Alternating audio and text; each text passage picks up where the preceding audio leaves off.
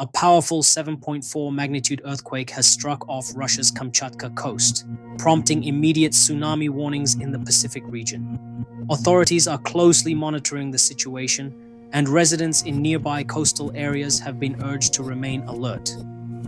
Meanwhile, on the geopolitical front, talks between the United States, Ukraine, and Russia have stalled. US President Donald Trump has expressed growing frustration over Russia's unwillingness to compromise, raising fresh concerns about the future of the negotiations. Stay tuned as we bring you the latest on both this natural disaster and the diplomatic standoff. Don't forget to subscribe to International Edge for more global news.